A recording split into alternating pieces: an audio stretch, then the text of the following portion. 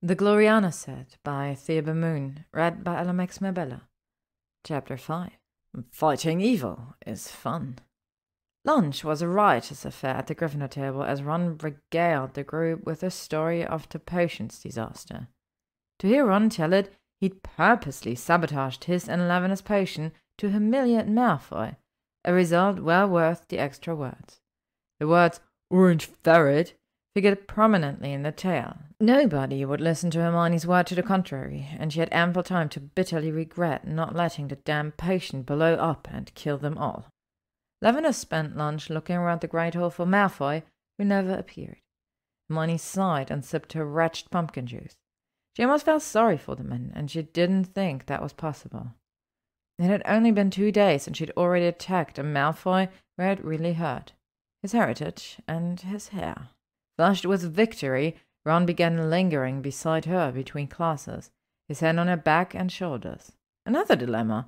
His behavior had pretty much sapped Hermione's enthusiasm for their dinner Saturday, but she hesitated to cancel it. Maybe alone and away from Malfoy, she could actually get through to Ron, get their friendship on some honest footing. Yes, she'd be mature and calm until Saturday, and they'd work things out like a dot. "Stop hovering, Ron," she screeched as he touched her elbow yet again in the horse. "I'm perfectly capable of walking by myself." Well, that didn't last long. Ron's face looked hurt, then darkened. Would even make it until the weekend? She was so irritated, she'd forgotten about the new defense against a dark arts teacher until she arrived at the classroom door. McGonagall had created a special data seminar for select 7th and 8th year war veterans with its own teacher. Hermione wondered who it was. She wasn't sure anybody could teach her adequately, except perhaps McGonagall herself, or the ghost of Snape. "Do we just go in?" Neville asked, shuffling slightly. The rest of the group was silent. Ron and Ginny shrugged. Lavender looked scared, and Luna just peered up at the hallway ceiling, counting blibbering humdingers or something. Even head boy Ernie Macmillan didn't look inclined to act. Well, no sense in waiting. Hermione led the way into the classroom, and everyone stopped and stared. The room had been transformed into a flowery meadow without desks, chalkboards, or books. Squashy beanbag chairs formed a tight ring in the center, and giant daisies lined the walls, swaying in a non-existent wind. In the center of the ring was a small woman. Their teacher wasn't any ordinary woman, Hermione realized, but a fairy, if a rather large one. She was about the size of a 4-year-old child, with golden hair, a doll face, and pink gossamer wings. She wore a flowing silvery dress, and her only concession to her role was a golden stole around her neck with the Hogwarts crest on each end. "Welcome!" she squeaked, clapping her hands. Her feet hovered about a foot off the floor, and her wings fluttered slightly. "I am Professor Bluebell, and welcome to my meadow. Please have a seat." Hermione and Ron exchanged looks and found seats side by side, temporarily united in shock. The others selected beanbags, with Luna sitting on Hermione's other side. "Oh, no, dear, please sit here by me," Bluebell ordered from her own yellow beanbag. "No experts will distract you here." Luna eagerly joined her, leaving the bag beside Hermione empty. "Who are we missing?" the fairy asked. "Ah, here's a lovely boy. Come in, lovely boy." The lovely boy in the doorway was Malfoy, sliding in at last minute, and Hermione bit her lip. She was really trying to be good here, and Ron was laughing enough for everyone anyway. But Malfoy looked unruffled, if a little bit hollow-eyed. He dropped gracefully into the orange beanbag on Hermione's left, acting as if being called "lovely boy" by a 3-foot fairy was only his due. Hermione had to admire it. "Shut up, Ronald," she hissed to her right. "Oh, you are lovely," cried Professor Bluebell. She smiled at Ron. "Such a melodious laugh you have, my dear boy, and your hair is a summer sunset." Ron's laugh cut off, as if he'd been choked. Hermione settled back into a beanbag, stretching out her leg. The bags were pushed close together, and she resisted the urge to pull out her wand and lengthen her pleated uniform skirt. Ron was lazily eyeing her legs with a faint smile, a light flush mottling his face and neck, his hand inches from her thigh. "If he touches me, I'll hex him." "Marigold, Headmistress McGonagall has been so kind to invite me to teach advanced defense against the dark arts this year," Bluebell continued. I'm so honoured. My philosophy of defence is quite simple and can be summed up in a single phrase. She waved her hand at the chalkboard, and pink letters appeared. Defence against the dark arts. Fighting evil is fun. I know you all have a bit of experience battling dark magic. Well done. Marigold has asked me to... Yes, dear, you have a question already. Dear girl, you don't have to raise your hand. Hermione brought her hand down and tried not to glare. Apparently, all her classes this year would be anarchy.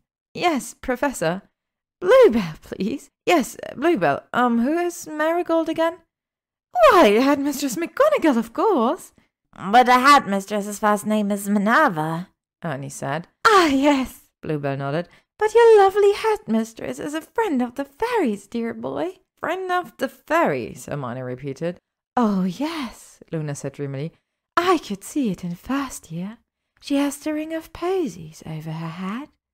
Ron's hand moved closer to Hermione's thigh, prompting her to move away and bump into Malfoy's arm on the other side. Must these beanbags be so close? She shifted back again, glancing at Malfoy, whose eyes were like chipped ice. Warm sunshine, expensive cologne. Hermione cleared her throat and glowered at her teacher. Yes, indeed, my main girl, Bluebell was chirping. Marigold is a beautiful spirit, and sweet as morning dew. There was a brief silence as the entire class goggled at her. Now, your first assignment, the fairy continued. She waved a hand, and rolled parchments appeared on everyone's lap. I want you all to think of love, she went on.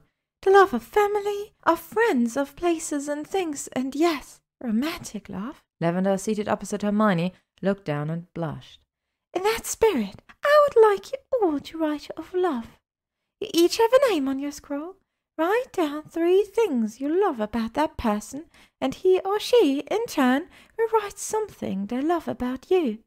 Luna, dear, we shall write about each other. Hermione opened her scroll and nearly fainted from relief at the name. Lavender Brown! Ron jumped up. What? You must be mental! He shouted, waving his parchment, which clearly bore the name Draco Malfoy.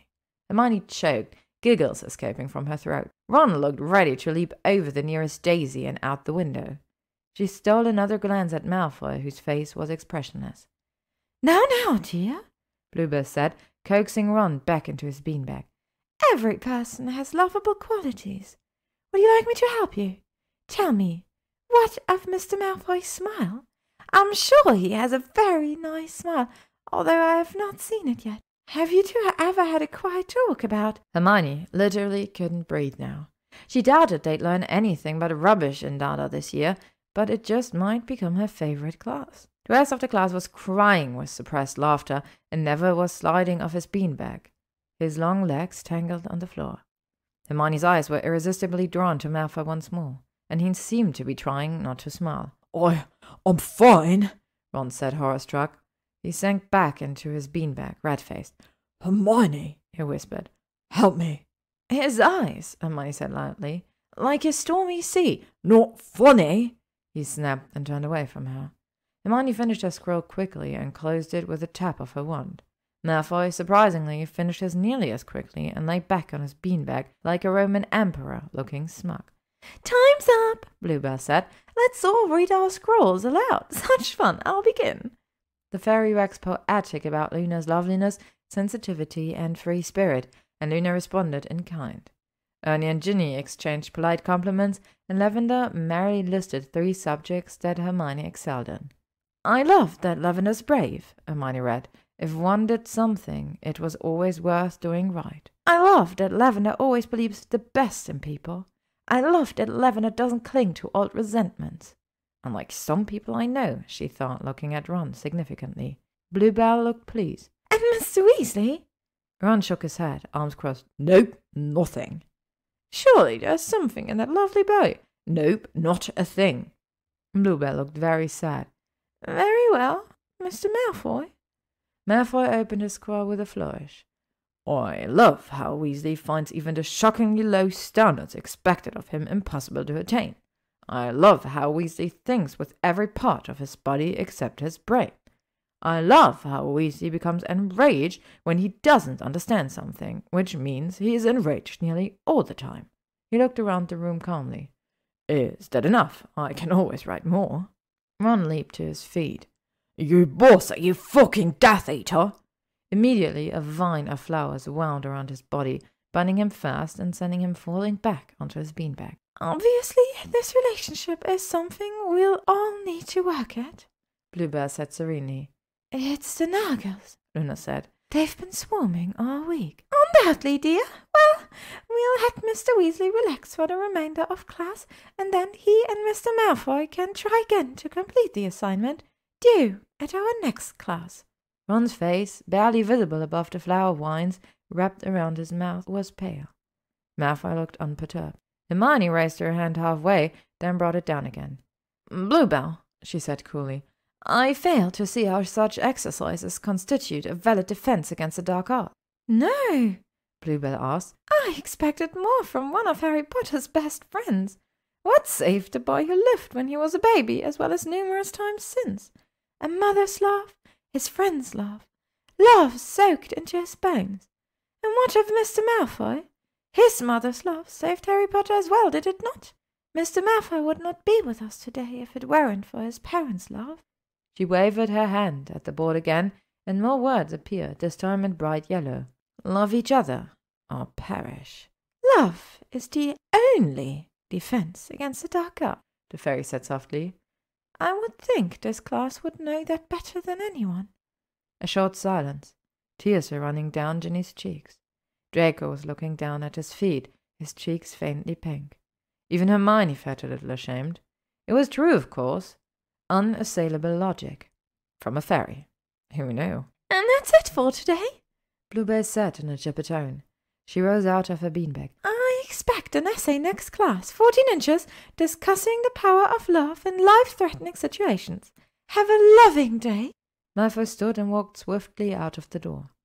Ron's flower wines disappeared, and he returned to his beanbag, red-faced. Hermione walked over to Ginny and hugged her. Come on, she said. I'll take you back to the dorm. More books, Ginny sobbed.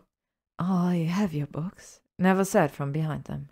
The class streamed out, except for Ron in his beanbag, still stunned. Hermione looked back to see Bluebell hovering before him. Maybe she can help him, she thought. I certainly failed, but did I really try? To be continued. Thank you for listening to The Gloriana Set by ThebeMoon, read by LMX Mabella. If you would like to stay up to date on upcoming chapters and stories, you can follow me on AO3, YouTube, or Spotify.